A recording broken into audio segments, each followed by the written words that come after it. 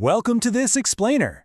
Okay, today we are diving into a really fascinating paradox straight from Lesson 2 of the Clinical Cognition from First Principles course. I want you to imagine using artificial intelligence not to get answers, but to actively have those answers withheld from you. I know, it sounds completely backward, right? But as we're going to see, this counterintuitive approach is literally the ultimate key to true clinical mastery. So let's jump right into this big question, because it sits at the very heart of modern learning.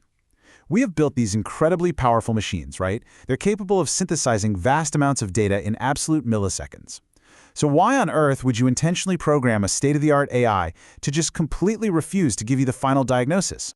Well, this comparison perfectly illustrates our core conflict today. On one side, we have what we're all used to, the answer engine. This is an AI that vends instant conclusions, basically keeping us entirely passive. But on the flip side, we have the Socratic engine. And this AI is intentionally constrained. It actually withholds those easy answers to force you into cognitive effort. It completely transforms the dynamic from a cheap, quick transaction into a genuine learning experience. All right, let's kick things off with Section 1, the AI answer trap. We really need to look at what happens when we treat technology like a vending machine for facts, because honestly, it's an incredibly dangerous habit, especially in high-stakes environments like medicine. Instant answers completely bypass the cognitive friction our brains actually need. Think about it for a second. When was the last time you quickly Googled a symptom? You probably forgot the answer like 5 minutes later, right? That's because passively receiving an answer severely weakens your memory retention. It just goes in one ear and out the other. But the biggest issue? The actual reasoning behind a diagnosis stays totally invisible. Your brain just shifts focus entirely to the final conclusion, and you end up ignoring all the mental heavy lifting required to actually get there. So how do we fix this? That brings us to Section 2. Enter the Socratic loop. Now we're getting into the core focus of Lesson 2.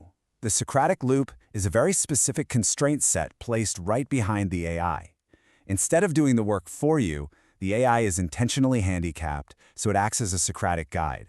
It forces the machine to question you rather than answer you. And the reason is simple.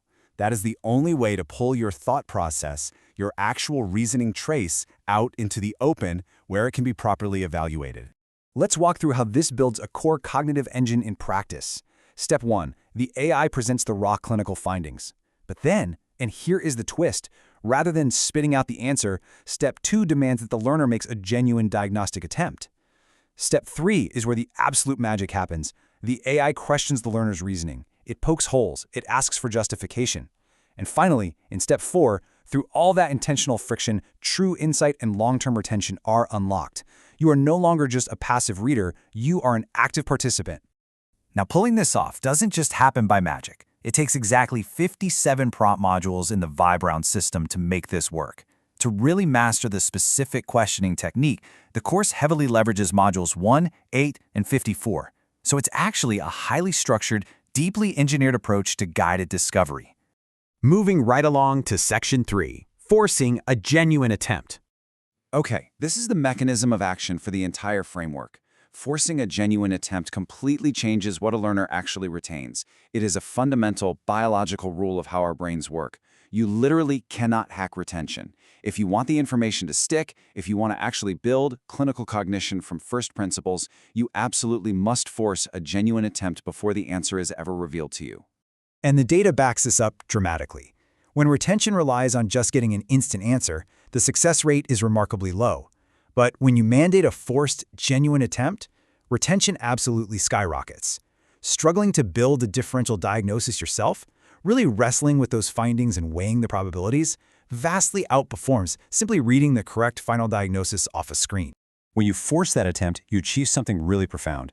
You push your reasoning trace right into the open, which gives you the opportunity to audit your own biases in real time before you commit to a flawed conclusion. This actively prepares your mind for complex differential building. You're moving from raw observation to a fully stress-tested judgment. Ultimately, it transitions your learning from just memorizing disconnected facts to developing overarching, reliable clinical wisdom. Which leads us perfectly into Section 4, changing what we retain. Let's look at the long-term payoff here. In a passive learning method, the AI gives an instant diagnosis, and the ultimate human outcome is that the learner completely forgets the pathway they took to get there. But with the Socratic loop, the AI asks targeted questions, and the human outcome is that the learner actually retains the reasoning trace. It isn't just about getting the right answer today, you know. It's about permanently installing the mental software required to reach that correct answer again tomorrow, entirely on your own. I love this quote from the course because it perfectly captures the entire philosophy we've been unpacking. The goal is to understand how clinical reasoning actually moves, not just what conclusion it reaches. True expertise isn't found at the final destination. It's found in the motion of thought itself. By flipping our expectation of artificial intelligence completely on its head, we unlock something incredible. AI is not an omniscient answer-vending machine. Actually, scratch that. It shouldn't be. Instead, it is a mirror for your own reasoning. When we constrain it, we create a powerful tool that trains us to think like master clinicians, rather than conditioning us to just be passive consumers of data. So I'm going to leave you with this provocative thought to ponder as you navigate this rapidly changing AI-driven world.